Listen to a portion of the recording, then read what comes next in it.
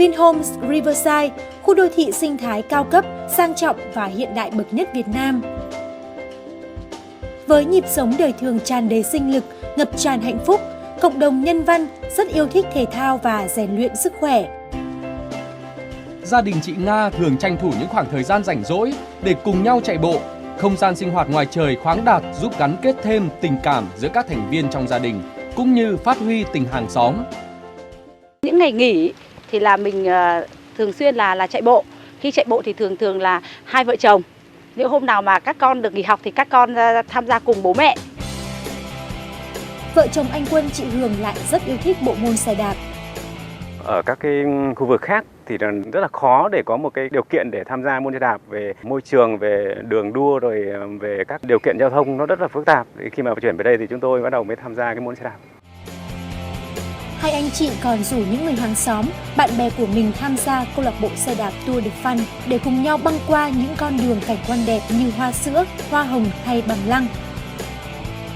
Không gian nơi đây quả là phù hợp để anh Quân cùng những người bạn của mình có thể thỏa sức thể hiện niềm đam mê với bộ môn xe đạp.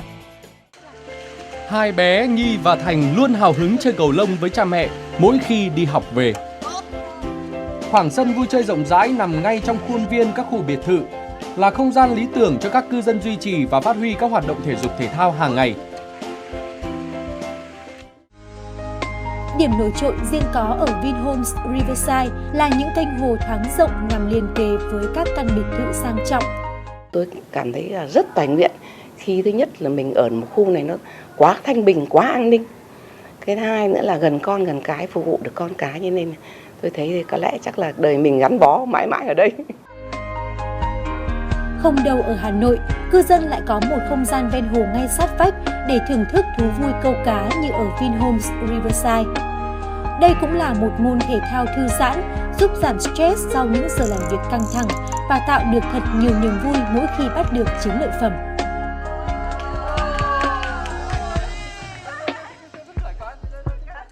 Khi mà sang bên này mua cái nhà bên này thì tôi nhìn thấy cái hồ tôi mừng quá. Cái thú câu cá thì nói thật là những người già như tôi mà thì nhiều người thích chứ không riêng tôi. Có tuần mà nắng ấm ấy, mà cá nó cắn nhiều thì câu cả tuần luôn. Từ khi sang đây nay ở thì tôi cảm thấy rất thoải mái và ngủ rất ngon. Sự tiện lợi luôn là yếu tố được đề cao trong đời sống đô thị hiện đại và bận rộn. Tại Vinhomes Riverside, cư dân có thể tới ngay Vincharm Spa Long Biên để luyện tập trong những điều kiện ưu việt với đầy đủ trang thiết bị tiêu chuẩn 5 sao. Chúng tôi nhà thì ở gần đây, cho nên là tranh thủ được lúc nào là chúng tôi cũng đều đến. Tuần thì tôi tập bơi độ khoảng 3 đến 4 lần, còn khoảng 4 buổi tập yoga với 2 buổi tập dance sport. Ngoài ra thì hàng ngày chỉ có cái giờ tập bụng ấy thì những cái người lớn tuổi như bọn tôi đều rất là thích tập, thì các cháu huấn luyện, các cháu hướng dẫn rất là nhiệt tình.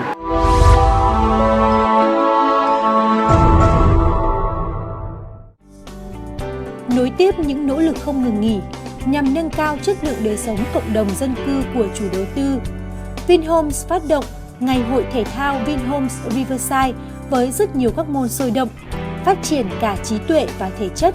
Sự kiện này thu hút được sự quan tâm rất lớn từ cư dân.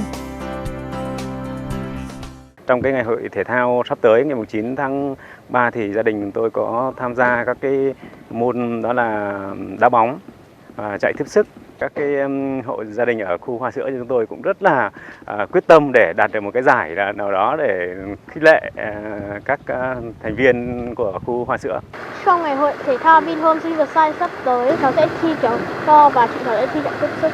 Bố thì cháu sẽ thi đánh tennis. Nhà mình thì không phải vận động, bởi vì chỉ cần về nói là đến ngày này sẽ có phong trào của tập đoàn tổ chức, là từ chồng đến các con là rất là hào hứng.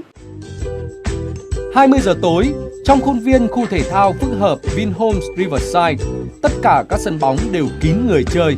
Đối với những người yêu thích thể thao thì khái niệm thời gian dường như không tồn tại. Liền kề ngay với sân bóng là 6 sân tennis liên tiếp nhau, hoạt động hết công suất để phục vụ nhu cầu vui chơi và luyện tập thể thao của cư dân và bạn bè.